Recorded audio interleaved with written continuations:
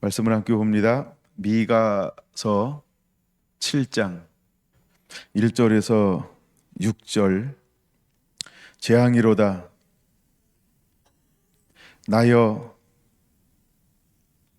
나는 여름 과일 딴 후와 포도를 딴 후 같아서 먹을 포도송이가 없으며 내 마음에 사모하는 처음 익은 무화과가 없도다. 경건한 자가 세상에서 끊어졌고 정직한 자가 사람들 가운데 없도다.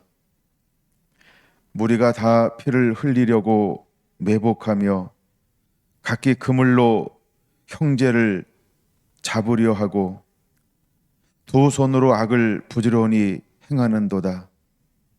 그 지도자와 재판관은 뇌물을 구하며 권세자는 자기 마음의 욕심을 말하며 그들이 서로 결합하니 그들의 가장 선한 자라도 가시 같고 가장 정직한 자라도 찔레 울타리보다 더 하도다.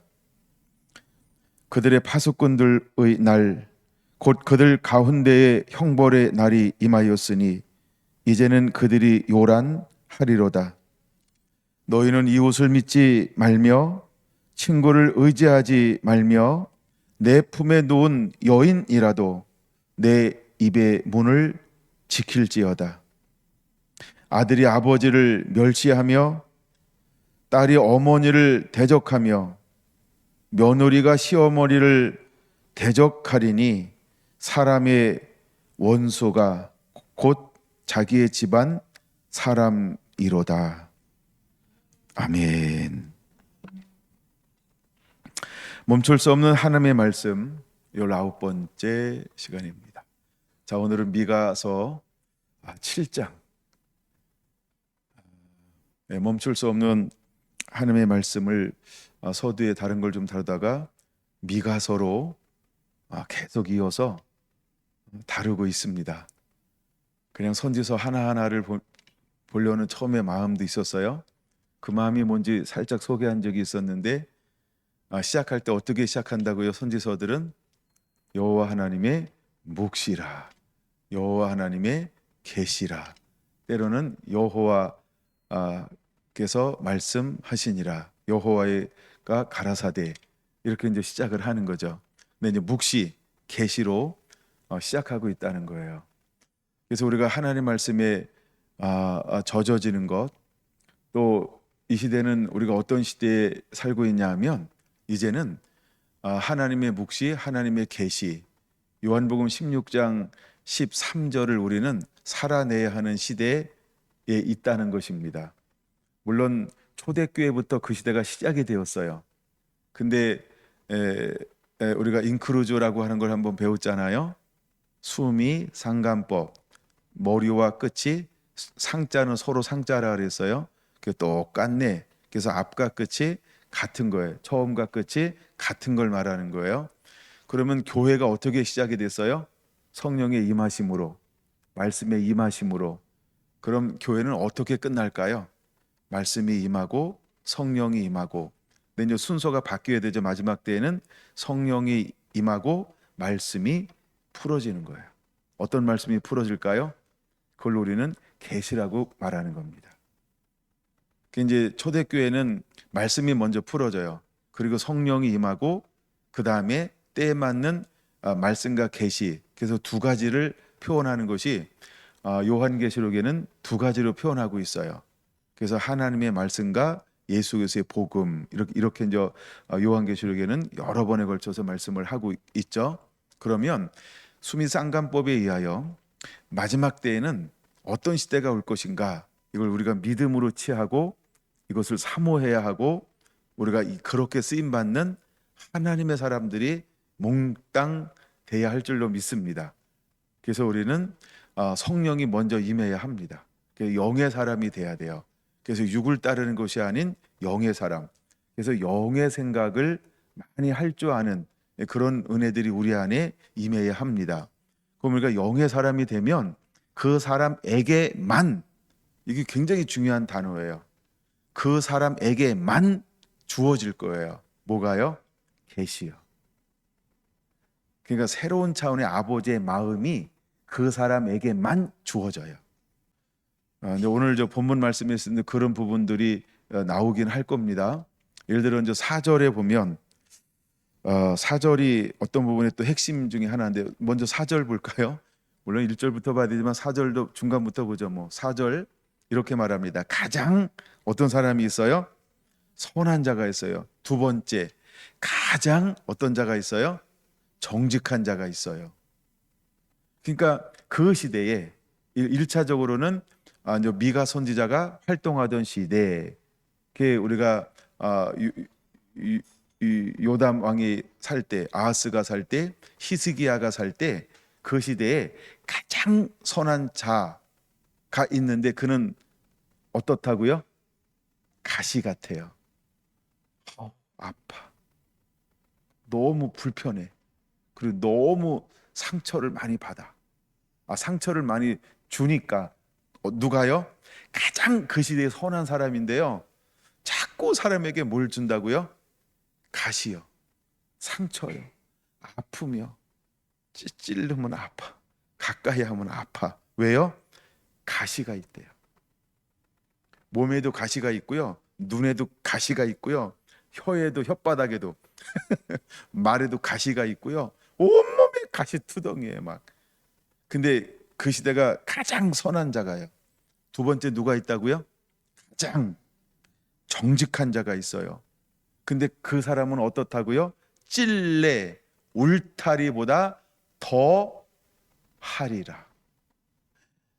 찔레 울타리보다 더하다는 거예요. 누가요? 가장, 그냥 정직, 그렇게 말하면 안 돼요. 가장 정직한데요. 가장 정직한 자를 만났어요. 근데 그는 어떻게 하고 있다고요? 찔레 울타리보다 더한 것으로 자기를 이렇게, 그쵸, 위장하고 있는 거, 위장. 근데 그 사람이 가장 정직한 자예요. 미가 선지자가 활동하던 시대예요. 자, 그러면 이 시대는 또 어느 시대를 말한다고 계속해서 1장부터 말씀드린 거죠? 마지막 때요. 그날에 주님께서 재림하시는 그날에도요, 이 땅에 종교적인 사람들을 말하는 건데, 그러면 이제 우리가 교회에서 반드시 둘로 분리가 될 겁니다. 그러니까 우리가 11절이요, 22장 11절 요한계시록, 악한 자는 그냥 악한 거예요. 더러운 자는 그냥 더러운 거예요. 의로운 자는 의롭고요. 할렐루야. 그러니까 그 미가가 사역하던 그 시대에 가장 선한 자가, 가장 정직한 자가 그 정도예요. 그러면 주님께서 오실 때도 어떻게 될 거라고요? 똑같다는 거예요. 이걸 우린 종교의 영이라고 그래요. 오늘 여러분 교회 안에도 이것이 얼마나 양쪽으로 이렇게, 그러니까 이게 정치만 좌우가 있는 게 아니에요. 교회 안에도, 신앙 안에도요, 자가 있고 우가 있어요. 이걸 뭐라고 표현해야 될까요? 알맹이와 쭉정이라고 표현해야 될까요? 그쵸, 남은 자와 아니면 외식자라고 표현해야 할까요? 그런 것처럼 이 지금 미가서 7장은 그걸 우리에게 보여주고 있는 거야. 전 이 말씀을 읽으면 읽을수록 정말 소름 끼치지 않나요? 근데 이 말씀이 남 얘기하는 게 아니고 먼저 누가 어떻게 받아들여야 돼요? 나네, 딱 나야, 딱 나. 내 얘기 하네, 내 얘기. 먼저 우리는 이렇게 말씀을 받아들일 줄 알아야 돼요. 그래야만 나를 점검하고, 그래야만 나랑 씨름하고, 그래야만 회개 한번 할까 합니다. 첫째는 이 말씀을 나라고 하는 관점으로 받아들여야 돼요. 우리는 자꾸 평가하려고 하지 말고, 마태복음 7장에 나오는 것처럼 판단하려고 하지 말고, 자꾸 딴 사람을 대입하려고 하지 말고 먼저 나라고 하는 관점으로, 그래야 우리는 엘리야가 왔을 때, 세례 요한이 왔을 때 그 앞에 나갈 수 있어요. 어린 양이신 예수님께서 오셨을 때 그 앞에 나갈 수 있는 거예요. 나라는 관점으로 이 말씀을 대입하지 않으면 회개하라, 천국이 가까이 아니라 아무리 외쳐봐 나갈까요? 안 하냐? 야, 딴 거는 되는데 저 말 내가 갈 수가 없어. 예, 난 저걸 인정할 수 없거든. 이래서 회개하라. 거기 안 나올 가능성이 있어요. 그러니까 우리가 먼저 누구한테 대입하라고요? 예수님께서 사역하실 때 그 당시에 종교적인 사람들, 기득권을 가진 사람들은 자기를 스스로 뭐라고 여겼다라고 복음서에서 말하죠. 나를 내가 의인이다 이런 거예요. 스스로 자기가 의롭게 여기니까 예수님을 받아들일 수 있어요, 없어요? 참 어려운 거예요. 이걸 우리는 종교의 영. 그러니까 우리가 뭔가 이 영의 생각과 육의 생각에 이걸 뛰어넘을 수가 없어요. 이거는요, 어떤 우리가 육의 사람도 은혜 받을까요, 안 받을까요? 받습니다. 그들 나름대로 보세요. 굉장한 은혜를 누려요. 다 행복하대, 편안하대, 와우, 범사가 형통하고 강건할 수도 있어요. 영의 사람은요, 그렇죠? 근데 열매가 시간 지나면 어떨까요? 다른 거예요. 시간이 지나면 다른 걸 보여주고 다른 걸 나타내요. 그래서 먼저 우리는 자기 자신을 점검을 하는 거예요. 예, 저도 이 말씀을 읽으면서 동일하게, 예, 이제 선지서도 읽지만 미가서도 열심히 읽고 있잖아요. 예, 그래서 약간 7장을 읽고 이랬는데 7장 1절은 이렇게 시작을 해요. 7장 6절은 여호와의 말씀이니라 이렇게 시작하잖아요. 이제 1장, 3장, 6장. 근데 7장에는 마지막 장이잖아요. 근데 어떻게 시작한다고요? 망하리로다. 재앙이라는 거예요. 재앙이로다. 망한다는 거예요. 재앙이라는 말로 시작하고 있다는 거예요. 그러면 이 말은 어떤 의미일까요? 왜 선지자가 천마디를 예를 들어 물론 7장을 뭐 따로 떼어놓은 건 아닙니다. 근데 우리가 볼 때 이제 7장은 무엇으로 시작한다고요? 천마디가 이게 좀 그쵸? 누가 천마디를 이렇게 시작할 수 있을까요? 만약에 제가 어디 가서 복음을 증거한다 그러면 천마디를 재앙이로다 이렇게 시작한다고 생각해 보세요. 여기 모인 사람이 깜짝 놀라지 않을까요? 그때부터요 다 도끼를 막 꺼내기 시작합니다. 눈에서. 그리고 마음에는 빗장을 하나씩 달기 시작할 거예요. 그리고 갑자기 등을 딱 뒤로 물고 손을 갖다가 이렇게 하다가 이렇게 아마 이렇게 하면서 이렇게 고개 딱 45도 각도 이렇게 해서 이렇게 아마 바라보기 시작할 거예요. 왜요? 천마디가 뭐라고 외쳤어요? 재앙이로다 이렇게 외쳤으니까요. 그냥 이거는 우리가 쉽게 받아들일 수 있는 용어는 아니라는 거예요. 왜냐하면 처음을 부정적인 걸로 시작하고 있기 때문에 그래요. 근데 우리는 이 톤을 잘 받아들일 수 있어야 돼요. 왜 선지자를 통하여 하나님은 이렇게 시작하게 했을까? 왜 선지자는 이렇게 외칠 수밖에 없을까? 이걸 우리가 깨달아야 돼요. 오늘은 제가 깊이는 안 들어갈 거예요. 근데 살짝 들어갈 거예요. 한번 그 살짝 들어가는 곳에 한번 젖어 보시겠습니까? 어유 감사합니다. 네, 아멘 하신 분들에게 특별히 아니 제가 이제 1박 2일을 나갔다 와가지고 예, 제가 머릿속에 산들이 많아요. 예, 금, 원, 산 뭐 이런 거. 근데 거기 올라가니까 뭐 성령산도 있고요. 예, 기백산도 있더라고요. 장로님 기백산 가보셨나요? 그런데 한번 가봐요. 산 이름이 막 기백산이고 막 이래요. 근데 산 정상 높이가요. 와, 굉장히 높더라고요.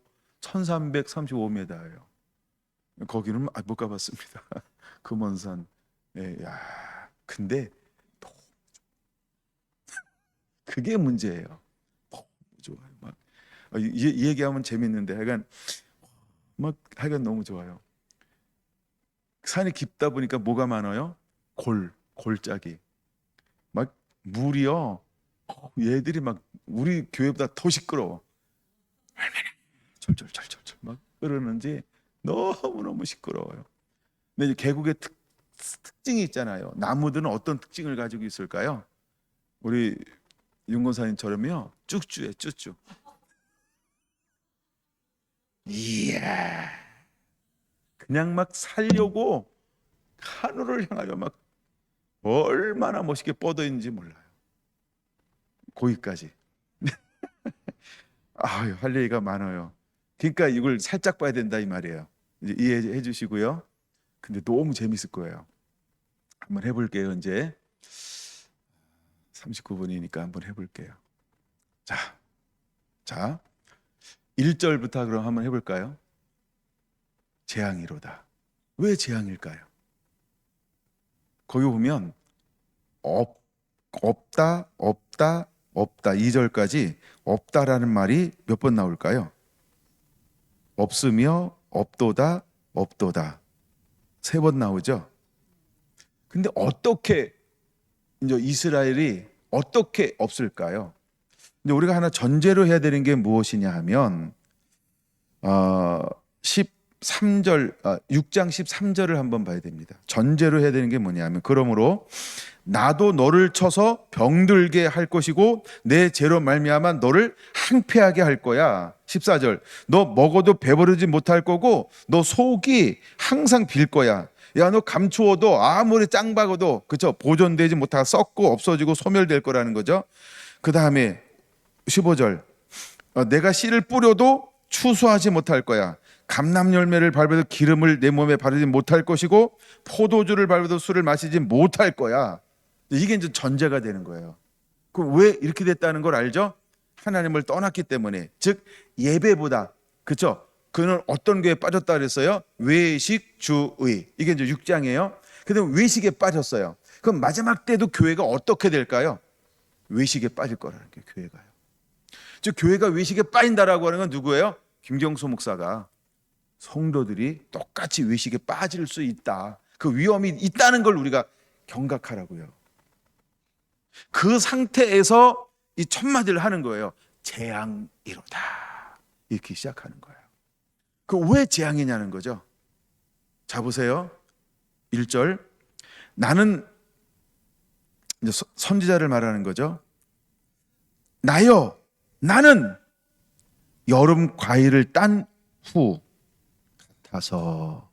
두 번째 포도를 거둔 후 같아서 먹을 포도송이가 없고 내 마음에 사모하는 처음 익은 무화과가 없도다. 그러면 그들에게 이제 주 나무가 뭐냐면 포도나무, 그렇죠? 그 다음에 무화과나무, 또 하나를 덮은다면 종려나무. 근데 거기 마치 이스라엘 백성들이 이건 의인화한 거거든요. 이스라엘을 말하는 건데, 유다를 말하는 건데, 그럼 유다는 지금 어떤 상태라고 하는 거예요? 추수하고 남은 상태, 다 열매를 거두고 난 상태라고 하는 거예요. 자, 추수를 하기 위해서 다 했어요. 그럼 나무에는 가지에는 뭐가 남았을까요? 아니, 말라비를 틀어진 거 앙상한 거야, 앙상한 거. 우리가 감나무라 그러면 뭐가 남았을까요? 까치밥. 이 상태라는 게 지금 유다라고 하는 나라가. 그러니까 첫 마디를 뭐라고 표현하고 있는 거예요? 재앙이로다. 그렇죠? 멸망이로다. 저주로다. 이렇게 외치는 거예요. 이게 지금 유다의 영적 상태를 보여주는 거예요. 그러면 우리가 나를 바라보고 우리를 바라보고 그렇죠? 우리 지역을 바라보고 한국을 바라볼 수 있는 시견, 영적 시각이 있어야 한다는 거예요. 과연 나는 어떤 상태인가? 나는 그런 앙상한 가지는 아닌가? 지금요, 지금. 우리가 일주일을 한번 되돌아보면서 과연 나는 어떤 상태일까? 나라는 나무는, 나라는 삶은 어떤 상태인가? 그게 1절에서 보기를 원하는 거예요. 남이 얘기하는 게 아니고 나의 이야기로, 라는 관점으로 보기를 원한다는 거죠. 2절입니다. 경건한 자가 세상에서 끊어졌고, 여기서 말하는 세상은 유다, 이스라엘을 말하는 거예요. 두 번째, 정직한 자가 사람들 가운데 없도다. 와우. 예, 땅이 복을 받는 거예요. 교회가 복을 받는 거예요. 가정이 복을 받는 거예요. 어떤 사람이 있어야 하나님이 복을 주는 걸까요? 요 두 사람이요. 첫째는요, 경건한 사람이요. 이 경건한 사람을 막 이제 나누려고 하다가 오늘 저 절제하는 거예요. 그 다음에 두 번째가 어떤 사람이요? 정직한 자가요. 하여간 정직하지 않음으로 인해서 너무 어려운 일들이 막 우리 사회에도 많이 일어나잖아요. 우리 지방에도 일어나고 있고, 교회에서도, 가정에서도 사실은 정직하지 않을 때 많은 문제가 생기는 거 아닌가요? 아내가 남편한테, 남편이 아내한테, 부모가 자녀에게, 자녀가 부모한테 정직하지 않을 때요. 마찬가지로 이스라엘이 하나님 앞에 정직하지 않을 때 얼마나 사회 문제가 많이 만들어질까요? 그러니까 한국이 지금 문제가 너무너무 많은 거예요. 바라보는 시각에 따라서 서로 다른 걸 생각하고 있기 때문에 문제죠. 죽어봐야 하나, 심판받아 봐야 하나, 그때는 이미 후회할 겁니다. 근데 하여간 어쨌든 정직하지 않은 것, 그러니까 정직한 사람이 없다는 거고, 첫 번째는요, 경건한 사람이 없다는 거예요. 그 우리가 경건하다라고 하는 것은 어떤 사람이냐 하면 의인이라는 거예요. 경건하다라고 하는 건 하나님 말씀대로 순종하는 사람이라는 거예요. 경건이라고 하는 것은 하나님의 마음을 기쁘게 하는 사람이라는 거예요. 이게 경건이라는 몇몇 단어 제가 3개만 사용했는데, 이런 사람이 이제 경건한 사람이라는 거예요. 자, 한번 경건한 사람, 하나님이 어떤 사람을 찾으시는가 한번 볼까요? 이 고단자 선 하나 껴둬도 미가서 금방 찾을 수 있으니까 창세기 18장으로 한번 가보겠습니다. 창세기 18장 그러면 여러분 18장 18절 또 막 기억하잖아요, 그렇죠? 안 기억합니까? 벌써 잊은 건 아니죠? 감사합니다. 네. 예, 기억하시는 분은 복이 있을지어다. 18장 18절 읽어야 돼요. 이거 읽고 넘어가야 돼요. 시작. 아브라함은 강대한 나라가 되고 천하 만민은 그로 말미암아 복을 받게 될 것이라. 아멘. 제가 이제 일부러 그렇게 읽었어요. 이번에 그런 식으로 해서 아브라함의 자기 이름 넣고 천하 만민이 그의 자기 이름 넣고, 이해됐죠? 시작. 김경수는 강대한 나라가 되고 천하 만민은 김경수로 말미암아 복을 받게 될 것이라. 아멘. 이렇게 읽으라고요. 다시 이제 아셨죠? 자, 우리 서울 센터도, 구미도, 대구도, 포항도 함께 합시다. 다시 한번 합니다. 시작.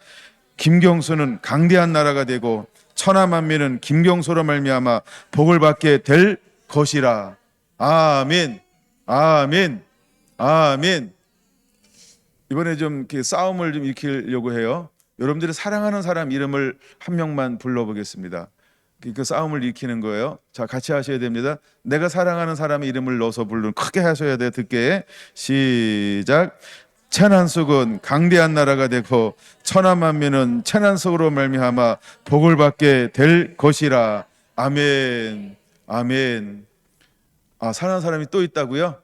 알았어요. 그럼 두 번째 사랑하는 사람들 두 번밖에 안 할 거니까 두 번째까지만 갈 거예요. 네. 자, 싸움하라고 한번 하는 겁니다. 준비되셨죠? 시작. 강대한 나라가 되고 천하 만민은 말미암아 복을 받게 될 것이라. 아멘. 예, 뭐 가족이 많아서 할 수는 없지만, 예, 장로님은 다 하지 않았을까? 혹시 또 제가 생각하는 다른 사람을 됐을지도 몰라요. 네. 그러니까 집에서도 이렇게 기도하시라고요. 이름 하나하나 부르면서, 그렇죠? 문수, 그렇죠? 예, 예, 예. 운수 대통. 네. 네. 자, 하여간 그렇게 이제 18절을 여러분 믿음으로 취하세요. 근데 오늘 보려고 하는 것은 23절부터 33절입니다. 하나님은 소돔과 고모라를 향하여 천사를 보냈습니다. 물론 여기 계신 한 분은 현현하신 예수님이라고 모두가 다 그렇게 이야기한다고 말씀드렸어요. 근데 아브라함에게 뭐라고 말합니까? 야, 17절, 야, 내가 하려고 하는 것을 아브라함에게 숨기겠느냐? 라면서 이제 소돔과 고모라 가는 이유를 설명하고 있는 겁니다. 이때에 아브라함은 하나님 앞에 어떤 기도를 하냐는 거죠. 어떤 사람을 찾고 있죠? 의인. 그렇죠? 의인이요. 근데 미가 선지자는 1장 2절에서 누가 없어요? 그렇죠? 경건한 자가 없어요. 근데 경건한 자는 어떤 사람이라고요? 의인이라고요. 말씀에 순종하는 자라고요. 하나님을 기쁘시게 하는 자라고요. 근데 경건한 자가 없다는 거예요. 그럼 만약에 이 시대에 경건한 자가 있다고 한다면 어떻게 될까요? 소돔과 고모라는 몇 명의 경건한 자를 필요로 했을까요? 10명이요. 그러면 성적인 죄, 음란의 죄, 낙태의 죄, 그 다음에 젠더의 죄, 이거는 의인 10명이면 소돔과 고모라라는 사이즈를 그쵸? 구원시킬 수 있다는 거예요. 그러니까 구원시킬 수 있다라고 하면 뭐냐면 심판을 연기시키고 회개할 수 있는 찬스, 기회를 주는 거예요. 의인이 할 수 있는 일이 그런 거예요. 그럼 의인은 그 기회를, 예를 들어서 그런 기회를 얻으면 의인은 어떤 삶을 살아야 될까요? 네? 네, 그 삶을 살아야 돼요. 그냥 안 들렸지만 하여간 의로운 삶을 사는 거예요. 의의 빛을 발하는 거예요. 의의 소금의 역할을 하는 거예요. 나만 의인, 골방에서 의인, 그게 아니에요. 나 집에서만 의인, 우리끼리만 의인, 그거 하면 안 돼요. 하나님은 의인에게 원하는 게 뭐예요? 왜 지난번 일부 예배 때 그렇게 하나님의 기름 부음 임재가 너무 좋았을까요? 그때 뭘 다뤘는지 꼭 기억하셔야 됩니다. 왜 좋았는지를 기억하셔야 돼요. 저는 그걸 기억하고 있어요. 너무 좋았어요. 그때 오전 예배. 그거 여러분 자꾸 듣고 또 듣고 나중에 성경을 다 찾아보셔야 돼요. 창세기에 뭘 찾아봐야 되죠? 전능하신 하나님이요. 창세기 17장 1절부터 시작하는 8번, 7번 나오나? 그걸 꼭 여러분 기억하세요. 그래서 전능하신 하나님을 창세기를 하나님의 이름을 댈 때마다 앞뒤 문맥으로 어떤 내용이 나온다고요? 생육하고 번성하는 하나님. 그래서 복을 받게 할 것이다. 이것이 포함되는 거예요. 그게 창세기 18장 22절에서 23절에서 33절까지 의인이라는 거예요. 하나님을 찾는 사람. 그래서 이 사람은 언제까지만 숨어 있지 않아요. 때가 되면 하나님 반드시 드러내요. 드러내서 그를 통하여 이사야 60장처럼 그냥 그만이 할 수 있는 그런 빛을 발산하는 거예요. 마태복음 5장에 말하는 것처럼 너희는 세상의 빛과 소금이라 했던 것처럼 빛 이제 발산하잖아요. 소금의 역할을 감당해 내는 거예요. 소금은 뭘 간직하고 있다고요? 짠맛이요. 짠맛을 잃으면 버려지지만 짠맛이 있으면 뭐예요? 쓰임 받는 거예요. 그러므로 여러분은 짜야 돼요. 아우 쫌생이 이런 거 말고요. 짠자가 돼야 돼요. 네, 짠맛. 그러니까 그 삶을 통해서 무엇인가 이렇게 부패를 막을 수 있고, 그렇죠? 무엇인가를 배추는 절이잖아요, 그렇죠? 죽일 건 죽이고 살릴 건 살리는 게 소금이잖아요. 그런 것처럼 그 역할을 하는 것. 예, 이것을 걸어 우리는 하나님이 찾으시는 의인이라는 거예요. 근데 미가 선자가 활동했던 그 시대에 누가 없다고요? 경건한 자가 없어요. 정직한 자가 없어요. 그럼 마지막 때에도 어떤 사람들이 적을까요? 똑같은 거예요. 그러면 우리의 어떤 목표, 우리들의 어떤 그 방향, 우리들의 어떤 기도 제목, 그게 무엇이 돼야 할까요? 주님 나 이 시대에 내가 살아있는 동안 나는 경건한 자로 살기를 저는 소원합니다. 나는 정직한 자로 살기를 주님 소원합니다. 나 정직한 자가 될 거예요. 나 경건한 자가 될 거예요. 이것이 우리의 기도요, 이것이 우리의 씨름이고, 그래서 계속 내가 경건한 자로 살기를 원합니다라고 기도할 때 하나님께서 내게 어떤 은혜를 부어줄까요?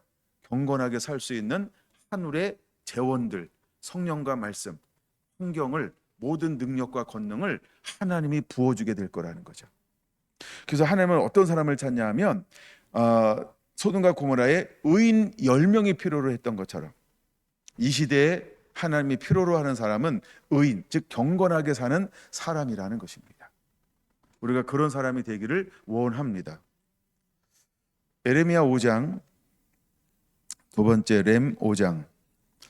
에레미야는 이제 마지막 시대를 향하여서 그 유다가 멸망하기 전에 하나님이 세우셔서 그 시대를 향하여 외치게 했던 선지자였습니다. 근데 그 시대가 무너져야 하는 이유가 어디에 있나요? 5장 1절에서 6절까지를 읽어야 되는데 일단 1절 같이 보겠습니다. 시작. 너희는 예루살렘 거리로 빨리 다니며 그 넓은 거리에서 찾아보고 알라. 너희가 만일 정의를 행하며 진리를 구하는 자를 한 사람이라도 찾으면 내가 이 성읍을 용서하리라. 그 하나님 찾는 사람이라는 거예요. 눈으로 여러분들이 2절, 3절, 4절, 5절을 쭉 읽어야 됩니다. 근데 그 시대가 약간 그런 시대예요. 무너진 시대라고 하는 거예요. 그러니까 미가가 활동했던 시대, 그쵸? 와 같은 현상을 가지고 있다는 거예요. 물론 미가는 앞선 예레미야보다는 앞선 사람이었습니다. 근데 똑같이 예레미야 선지자도 하나님의 그를 통하여 그 시대에 유다 땅에서 어떤 사람을 찾으셨을까요? 진리를 행하고 공의를 행하는 사람, 정의를 행하며 진리를 구하는 자, 정의를 행하고 진리를 구하는 자, 정의, 그렇죠? 하나님의 말씀을 가지고 사회적인 모든 율례, 즉 십계명을 지키는 사람을 바랍니다. 진리를 행하는 자, 진리를 구하는 자, 말씀대로 정직하게 경건하게 살기를 원하는 그 사람을 찾는 거예요, 하나님이. 근데 유다를 멸망시킬 때는 하나님께서 10명도 아니고 몇 명을 구하였어요? 그러면 우리 성결한 교회는 몇 명이면 족할까요? 나머지는 외부로 파견 가야 돼요. 거기 가서 살리세요. 여기 한 명만 계시고 가실 분 다 남을 거예요? 그럼 내가 가야 되겠네. 그런 거예요. 그래서 여러분들이 한 명이면 하나님은 유다를 하나님이 기회 주겠다는 거예요. 아니 소돔과 고모라는 몇 명이었어요? 그러니까 이 젠더의 문제가 얼마나 큰 죄악인지를 알아야 돼요. 유다의 죄악은 두 가지입니다. 크게 첫째는 우상 숭배, 둘째는 말씀의 불순종입니다. 물론 저 강론으로 들어가면 굉장히 많죠, 죄가. 근데 그것을 회복하기 위해서 유다라는 전체 나라가 하나님의 그 시대에 찾는 사람은 몇 사람이었다고요? 이거 깊이 생각해 보셔야 돼요, 여러분. 한 사람이요. 그럼 하나님이 경주를, 대구를, 구미를, 우리 서울을 하나님께서 만약에 기회를 준다 그러면 몇 명이면 될까? 때로는 한 명이요. 여러분이 그 주인공이 되기를 예수님의 이름으로 축원합니다. 그러면 주인공이 되기 위해서 내가 해야 될 당연한 하나가 있죠. 그게 뭘까요? 이거예요. 정의를 행하는 거예요. 진리를 구하는 거예요. 그럼 나의 이제 앞으로 살아있는 동안 나의 삶의 방향과 목적 무엇이 되어야 할까요? 나는 정의를 행하는 거예요. 나는 진리를 구하는 거예요. 그러므로 우리는 하나님 말씀에 흠뻑 젖어져야 돼요. 멈출 수 없는 하나님의 말씀 가운데로 주여 깨닫게 하여 주옵소서 하면서 계속 침노하는 자가 돼야 돼요. 그러는 가운데 하나님께서 우리에게 은혜를 부어주셔서 이 시대에 필요로 하는 하나님의 말씀들을 계속 공급해 줄 거예요. 풀어줄 거예요. 왜? 하나님의 나라를 위해서 삶을 사니까. 그리고 가는 것들마다 그 말씀을 풀어내니까. 그래서 뭔가 하나님께 내게 뭔가를 가르쳐 줄 수 있는 사람이 돼야 돼요. 왜 저는 이 말씀을 묵상하고 때로 말씀을 준비해서 앉으면 하나님께서 어느 정도 말씀을 깨닫게 할까요? 선포하잖아요. 그러니까 저에게는 하나님께서 말씀을 선포하기 위해서 이걸 주는 거예요. 그런 것처럼 여러분들도 사역인 장소, 그렇죠? 말씀을 선포할 수 있는 뭔가 진리를 선포할 수 있는, 뭔가 정의를 행할 수 있는 삶을 만들어내면 하나님이 여러분의 삶의 현장에서 무엇을 공급해 줄까요? 믿습니까? 그렇게 하실 거예요. 할렐루야, 할렐루야, 할렐루야. 그러므로 그 삶을 살고 있는 게 중요한 거예요. 그래서 저는 집회를 오라고 그러든 사역지가 생기든 지금은 겁내지는 않아요. 그냥 주님 뭘 할까요? 물론 다른 거에 대한 두려움에서 오는 그런 건 있지만 이제 하여간 그런 게 있어요. 그리고 전적으로 하나님을 바라보고 하나님을 의지하는 거예요. 그런 은혜들이 우리 안에 훈련되어져야 돼요. 그래서 여러분들은 정의를 행하는 자가 돼요. 그리고 진리를 구하는 자가 돼야 합니다. 그러면 하나님이요, 대구를 맡기실 거예요. 대한민국을 맡기실 거예요. 열방을 맡기실 거예요. 하나님은 그런 사람들을 필요로 하는 겁니다. 여러분들이 안 쓰임 받는 것처럼 보이지만 때가 아직 안 와서 그런 거예요. 근데 이미 나름대로 삶을 사는 분들도 있잖아요. 근데 때가 되잖아요. 하나님께서 요셉처럼 일으키는 거예요. 고난 가운데서. 때가 되면 하나님께서 아브라함처럼 그를 끄집어내는 거예요. 때가 되면 하나님께서 야곱처럼 그를 끄집어내요. 때가 되면 하나님께서 모세처럼요 끄집어내는 거예요. 때가 되면 하나님께서 여호수아처럼 그를 끄집어내는 거예요. 때가 되면 하나님께서 12명의 사사를 세우셨던 것처럼, 사사로 세움받기 전에 이 사람들이 구원자인 걸 알았어요? 경건하게 사는 걸 알았을까요? 다 자기 속에는 옳은 대로 산다 이렇게 평가하고 있을 때 그 속에 어떤 사람들이 있는 거예요? 남은 자들이 있는 거예요. 때가 되니 하나님께서 한나를 일으키는 거예요. 때가 되니 하나님께서 잠잠하게 살고 있었던 사무엘을 세우는 거예요. 그러니까 그 때가 오면 하나님은, 여러분 우리가 이제 선지서를 읽고 있잖아요. 똑같은 거 아닌가요?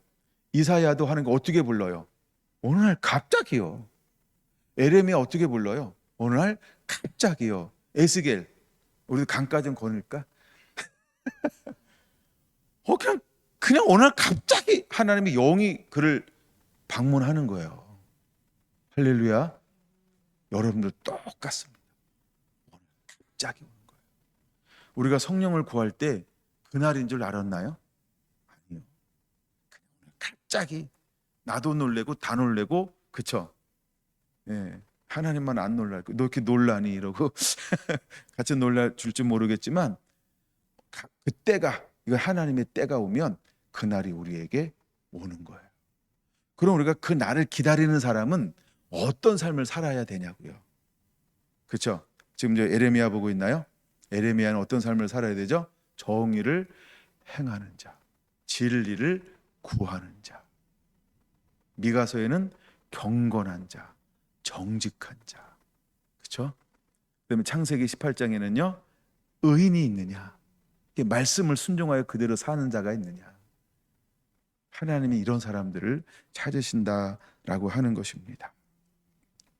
에스겔 한번 보겠습니다. 에스겔 22장 23절. 에스겔 22장 23절 한번 볼까요? 핵심 구절은 30절입니다. 그날 23절부터 31절까지를 보는 거예요.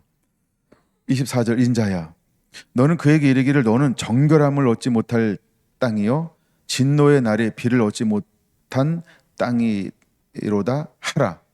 그 가운데서 선지자들의 반역함이 우는 사자가 음식물을 움킴 같았도다. 26절.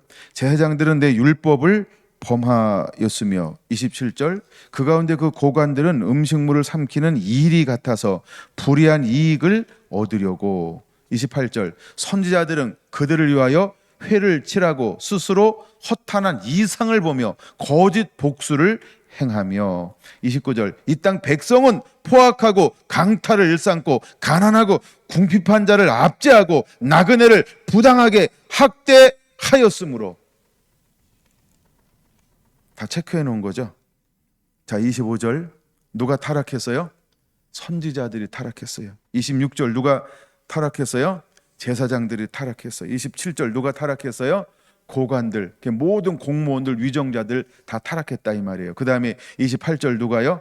선지자들이요. 그 다음에 마지막에 29절은요, 온 땅의 백성도 다 타락했다는 거예요. 근데 이때 하나님은 무엇을 필요로 하실까요? 그래서 30절이 포인트라는 거예요. 30절에 별표해놓고 같이 읽습니다. 시작. 이 땅을 위하여 성을 쌓으며 성 무너진 데를 막아서서 여호와로 하여금 멸하지 못하게 할 사람을 내가 그 가운데서 찾다가,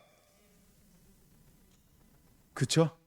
하나님은요 매번 하나님이 원하는 사람들이 있고 찾는 사람들이 있다라는 거예요.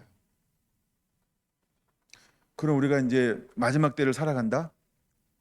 그럼 이때 우리의 어떤 신앙의 방향성, 어떤 우리의 씨름, 남은 인생 신앙의 씨름의 방향성을 어디다 두어야 할까라고 하는 거예요.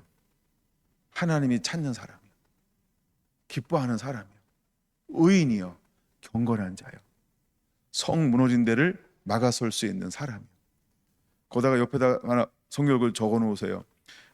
이사야 58장 12절, 그 다음에 61장 4절 같이 연결된 성경 구절이니까요. 이사야 58장 12절. 네. 하나님이 찾는 사람들이 있어요. 자, 그러면 여러분 한번 그냥 잠시 눈을 한번 굴려보세요. 생각하면 눈이 돌아가잖아요. 이렇게 오늘 이 시대에 첫 번째 나오는 사람이 선지자들입니다. 오늘날 신학자들이 어떨까요? 그러니까 어떤 신학교 교수들은 어떨까요? 잘 관심 없죠? 교수들이 어떻게 하는지. 그렇죠? 예. 25절 그들은 반역함이요. 뭐 다 그런 건 아니지만 어떤 그런 흐름을 가지고 있습니다. 그 다음에 두 번째, 제사장들. 오늘 한국교회 목사만 생각해 보세요. 목사님들 어떤가? 좋은 소식, 나쁜 소식 다 들려오잖아요. 그렇죠? 믿을 놈 하나도 없는데 그놈이 목사래요. 목사님들끼리 모이는 모임에 가면 개판입니다. 제가 심하게 얘기했나요? 그만큼 목사가 타락한 시대에 우리가 살고 있다, 이걸 말하고 싶은 겁니다. 그 다음에 고관들입니다. 고관들. 이 나라의 위정자들은, 한국의 지금 위정자들 어때요? 뭐 위정자들이 하도 탄핵받아서 없는 분들 자리도 많고 막 이렇지만 뭐 대통령 자리도 없고 총리 자리도 없고 막 이러니까, 예, 어쨌든 고관들이요. 고관들은 뭐에 미쳤나요? 불이한 이익을 얻으려고, 이리같이. 굉장히 리얼한 표현입니다. 똑같지 않나요? 그들은 전부 무엇을 추구하나요? 전부 불이한 이익을 추구하는 분들이 대다수입니다. 안 그런 분이 한 명 나타나서 지금 열심히 뛰고 있습니다.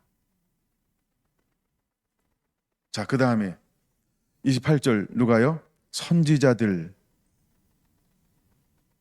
이건 이제 우리 교회 안에 있는 어떤, 예, 이렇게 봅시다. 선지자들, 어떤 교회에 있는 목사님들, 그 다음에 교회에 있는 선생님들, 지도자들, 뭐 전우사님들, 강도사님들, 뭐 이런 분들, 장로님들, 뭔가 이렇게 말씀을 가르치고 누구에겐가 영향을 끼칠 수 있는, 더 넓힐까요? 셀장님들, 더 넓힐까요? 각 여전도회 회장님들, 임원진들, 남전도회, 장로회, 모든 모임의 리더십들을 말하는 겁니다. 청년, 청년의 리더십, 모든 리더십들을 말하는 거예요. 그렇게 확대를 해야 됩니다. 이 부분을. 왜냐하면 그들이 다 뭔가 권면하잖아요. 그렇죠? 뭔가 다른 말씀으로 서로 권면하고 위로하고 하잖아요. 그렇죠? 그럼 이게 뭐예요? 회칠하고 스스로 허탄한 이상을 보며 거짓 복수를 행하며. 그러니까 나름대로 권면하고 위로하고 아니하는데 그걸 어떻게 한다고요? 전부, 그렇죠? 전부가 아니고 때로는 이런 식으로 할 수 있다는 거예요. 이게 그러니까 지도자. 오늘날 쉽게 말해서 모든, 예, 어떤 이런 영향을 미칠 수 있는 위치에 있는 사람들, 이렇게 한번 보자는 거예요. 우리가 살고 있는 시대가 실제로 이렇습니다. 근데 하나님은 어디에 관심이 있다고요? 30절 별표해 놓으셨죠? 이 땅을 위하여 성을 쌓으며 무너진 데를 막아서서 나로 멸하지 못하게 할 사람이요. 그럼 하나님은 이 시대를 보면서 어떻게 하고 싶은 거예요? 하나님은요, 쓸어버리고 싶은 거예요. 망하야 또 다 이게 그렇죠? 재앙이로다. 이 미가 선지자의 마음을 우리가 충분히 이해를 해야 됩니다. 재앙이로다, 망하였도다, 심판이로다, 멸망이로다. 희망이 없는 거예요. 근데 그 시대에 어떤 사람을 하나님이 찾으실까요? 막아설 수 있는 사람이요. 그럼 누가 막아설 수 있는 거예요? 저하고 집사님하고 싸워요. 그럼 중간에 누가 막아설 수 있을까요? 나도 잘 알고 집사님도 잘 알고 그 사람만이 막아설 수 있어요. 나는 잘 아는데 집사님을 모르잖아요. 그럼 막아서잖아요. 그럼 집사님이 인정할까 인정하지 않을까요? 이게 어떤 놈이야? 이거 왜 괜사에 끼고 막 이 지랄이야? 막 이럴지 몰라요. 근데 집사님을 잘 아는데 내가 잘 몰라. 꼈어요. 그럼 내가 뭐라고 그럴까요? 네, 곱하기 2. 똑같이 이야기할 거예요. 그러니까 가운데 낀다는 건 뭐예요? 나도 알고 그러면 내가 어떤 사람이 돼야 되냐는 거예요. 30절. 그래서 우리는 경건한 자가 돼야 돼요. 그래서 우리는 정직한 자가 되는 거예요. 그래서 우리는 의인이어야 한다는 거예요. 그래서 우리는 공의를 행하고 정의를 행하고 진리를 구하는 자가 돼야 한다는 거예요. 이 무너진 곳, 이 성 무너진 곳을 막아설 사람이 누구냐는 거예요. 하나님을 잘 아는 자예요. 그리고 우리처럼 그 고난의 길을 겪어야 해요. 로마서 5장, 히브리서 5장 9절이요. 예. 그래서 저 사람이면 내가 인정해. 저 사람은 나를 이해할 수 있어. 그렇죠? 왜? 겪었잖아요. 저 사람은 나를 그래도 내 마음을 왜? 겪었잖아요. 그래서 하나님께서 히브리서의 2장에서 예수님을 보내준 이유를 6가지 설명했잖아요. 그렇죠? 예. 그런 것처럼 그러니까 우리가 연단된 금이 되는 것은 굉장히 중요합니다. 연단된 금이 되어지는 거예요. 그런 상태에서 부끄러운 수치를 보이지 않게 우리는 어떤 옷을 입고 있어야 돼요? 깨끗한 흰 옷을 입고 있어야 되는 거예요. 그런 상태에 하나님께서 무엇을 부어줄까요? 그렇죠. 안약을 부어서 보고 듣고 깨달아서 그것을 하나님의 은혜, 계시로 풀어갈 수 있고 만들어낼 수 있는 거예요. 우리 안에 그런 은혜들이 주어지게 되기를 예수님의 이름으로 축원합니다. 놀라운 은혜예요. 제가 지금 겉만 살짝 보고 있는데 그런 것 같죠? 아니요 해줘야 되는데 그래도 하여간 그대로 해주셔서 감사합니다. 넋을 놓고 막 듣고 계신 건 아니죠? 어쨌든 감사합니다. 이제 넋을 놓았기 때문에 한 장만 더 보고 마칠게요. 역대하 7장입니다. 역대하 7장이요. 역대하 7장. 유명한 말씀을 하나 보려고 그래요. 이제 13절 먼저 볼 겁니다. 이제 성전을 봉헌하고 솔로몬이 하나님 앞에 기도하는 장면이에요. 근데 어떻게 기도하고 있냐 하면 먼저 13절. 혹 내가 하늘을 닫고 비를 내리지 아니하거나 혹 메뚜기들에게 토산을 먹게 하거나 혹 전염병이 내 백성 가운데 유행하게 할 때에 마치 미가서 6장이죠. 병이 오고 황폐하게 하고 하나님이 14절부터 6장 14절부터 뭔가 줬는데 다 걷어버리고 그래서 공허한 상태. 이게 이제 근데 솔로몬도 이때를 위해서 기도하고 있다는 거예요. 그러면 어떻게 하면 하나님이 이걸 들어주세요라고 기도하고 있냐는 거죠. 그게 우리는 핵심을 14절은 많이 알아요. 14절을 워낙 많이 우리가 사용하기 때문에. 근데 이걸 우리가 문맥으로 다시 한번 여러분들이 봐야 한다는 거예요. 물론 14절이 핵심이에요. 아까 30절이 핵심인 것처럼. 그러므로 여러분들이 에스겔 22장 30절 그 옆에다 적어 놓으세요. 왜? 말씀이 비슷하잖아요. 그렇죠? 네, 헷갈리기 전에 비슷한 건 적어놔야 뚜렷해집니다. 서울비전센터 적으셨죠? 네, 구미도 적으신 거죠? 감사합니다. 네, 포항도 적고 있는 거죠? 네.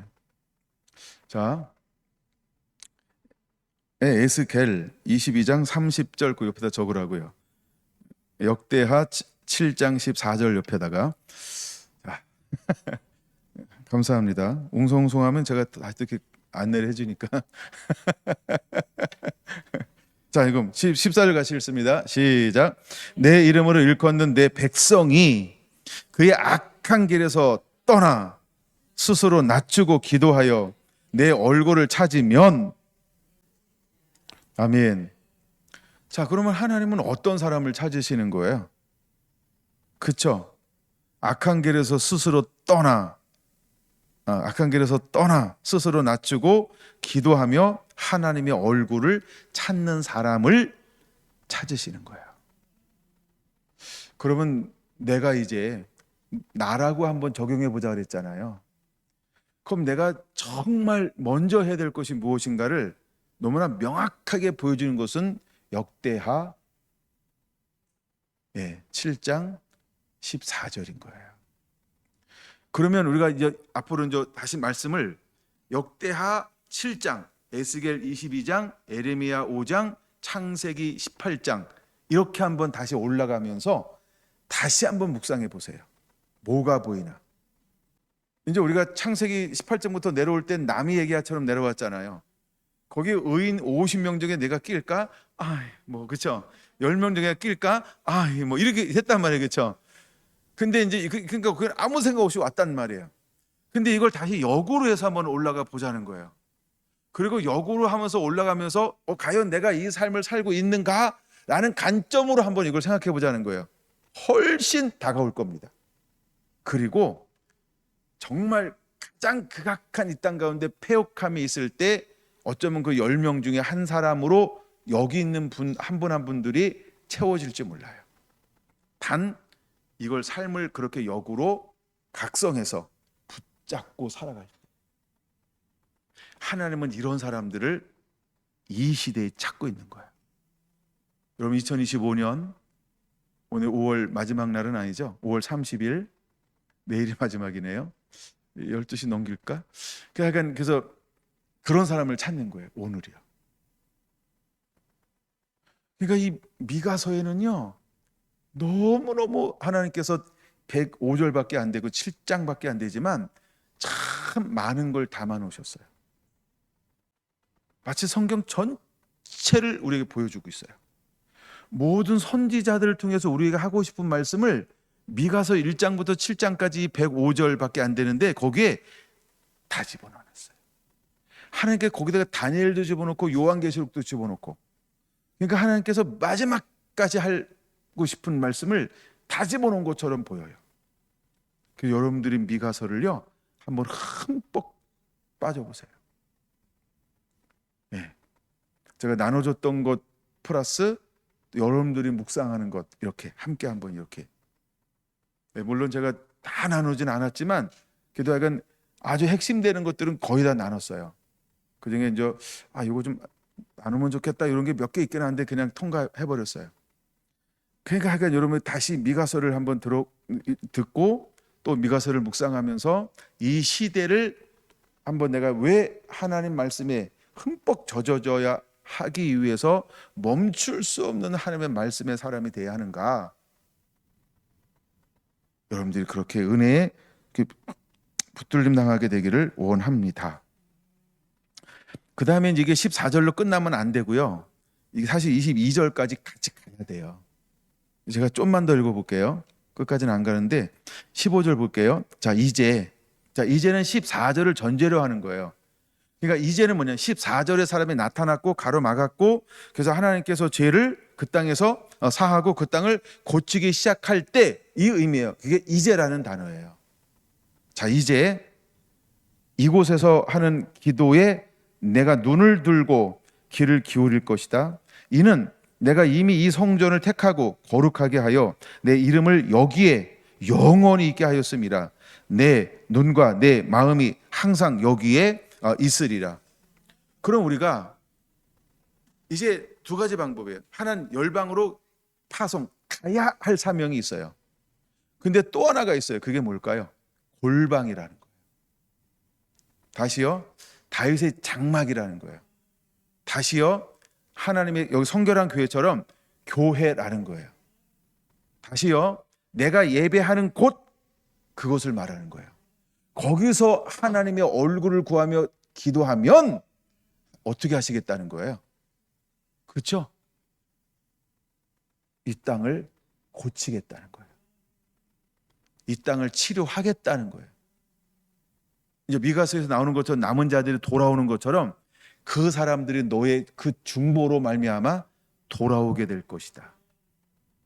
놀라운 말씀을 해주고 있는 거예요. 그래서 솔로몬 기도가 굉장히 중요합니다. 이 기도가요. 솔로몬은 이 기도했는데 하나님 이 기도를요 응답해 줘요. 알았어, 내가 그렇게 해줄게. 이것이 역대하 7장에 나오는 기도예요. 그러니까 이거는 14절로 끝나면 절대 안 돼요. 하여간 이게 여러분들 끝까지 22절까지 꼭 읽어보셔야 됩니다. 그리고 그런 식으로 이 말씀을 풀어낼 줄 알아야 돼요. 이제 결론을 맺으려고 합니다. 하나님은 미가서로 넘어가야 되겠죠? 7장 2절까지 갔다가 이제 끝났어요. 재앙이로다. 나여, 나는 여름 가위를 딴 후 같아서, 포도를 거둔 후 같아서, 먹을 포도 송이가 없으며 내 마음에 사모하는 처음 익은 무화과가 없도다. 이제 왜 없는지 이해가 된 거죠? 그 다음에 두 번째, 경건한 자가 세상에서 끊어졌고 정직한 자가 사람들 가운데 없도다. 그리고 이제 하나, 둘, 세 개를 이야기하고, 그런 다음에 세 개는 다음 시간에 말씀드릴게요. 예, 문맥으로 하여간 세 개입니다. 1. 무리가, 2. 각기, 3. 두 손. 그게 이제 읽고요. 그 지도자와 재판관은 뭘 구합니까? 뇌물을 구하고, 권세자는 어떻게 합니까? 자기 마음의 욕심을 말하며 그들이 서로 결합하니. 마지막 때는요, 부정한 자가 불의한 자가 어떻게 된다고요? 하나가 된다는 거예요. 이건 뭐 성경 뭐 여러 군데 나오는 거니까. 그래서 그들이 가장 선한 자가 뭐가 같다고요? 가시 같고, 그들의 가장 정직한 자가 뭐와 같다고요? 찔레 울타리보다 더 하도다.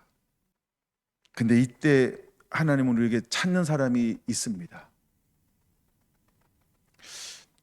예수님은 요한복음 4장에서 어떤 사람을 찾는다라고 유대가 아닌 사마리아에 가서 이것을 선포해 놨을까요? 이런 생각 한번 해보셨으면 좋을 것 같아요.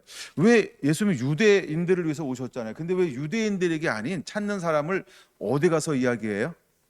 왜 사마리아에 가서 이야기할까요? 이거 누구 들으라는 거예요? 유대요. 여기다가 얘기해야 되는데 이렇게 하는 거예요. 야, 내가 찾는 사람이 있어. 신령과 진정으로 예배하는 자야. 그러면 사마리아 사람에게 하는 거예요? 유대 사람에게 하고 싶은 거예요? 여러분 가끔 그러지 않나요? 남편과 내가 있는데 가끔 저 사이가 거시기해. 그러면 걔네 애기 놓고 남편들하고 다 얘기하잖아요. 그렇죠? 그런 적 있죠? 난 이번에 이 말씀 읽다가 그 생각이 들었어요. 왜 하나님은 요한복음 4장에서 그것도 사마리아로 여기서 이 말씀을 하실까? 누구들을 하는 걸까요? 그렇죠? 유다, 이스라엘이요. 근데 하나님이 어떤 사람을 찾는다고요? 뭐 우리 핵심은 다 알잖아요. 그렇죠? 23절에 아버지께 참되게 예배하는 자들은 영과 진리로 예배할 때가 오나니 곧 이때라. 아버지께서는 자기에게 이렇게 예배하는 자들을 찾으시느니라.